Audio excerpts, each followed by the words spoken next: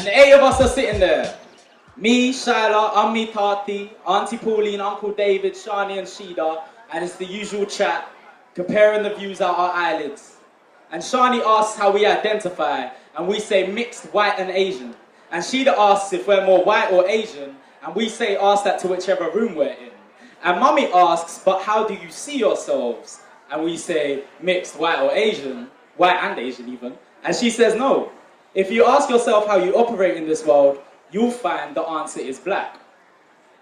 And I looked to my arm expecting it to be a few shades darker, and I looked back at my mum, laughing, frowning, and I remember the ghost stories that haunted my upbringing, the 70s, the school playground, the saliva around the mouths of those white boys, and I remember that she was neither Irish nor dog, and I remember that she sat on the bus reading Alice Walker like I sat on the bus listening to JME, and both of us found ourselves there. And I look at Auntie Pauline, black like locks and revolution.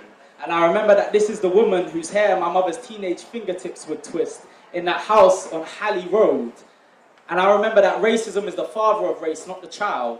And I remember year 7 by the porter cabins next to the ditch. And I remember Amma turning to me and asking, why do you want to be black so bad? And suddenly I was naked and yellow.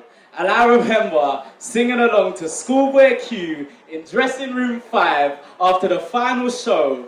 And Derek, stay blessed, my... Yes, my... Big tune. And Darian turned to me and he said, yo, you can say it, you know. And I remember wanting to thank him and disappear at the same time.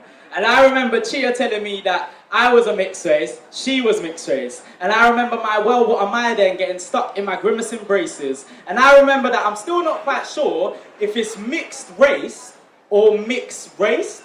And I remember the ethnicity forms about a box for us to tick on it. And I remember all the Muslims disappointed when they found out I'm not Muslim. And I remember all the white people disappointed when they find out my dad could have just done the decent thing and had kids that looked like them. And I remember that in any room of strangers, I will drift towards the black people because I don't have to convince them we have ancestors in common. And I remember that white man's look to me as he changed carriages.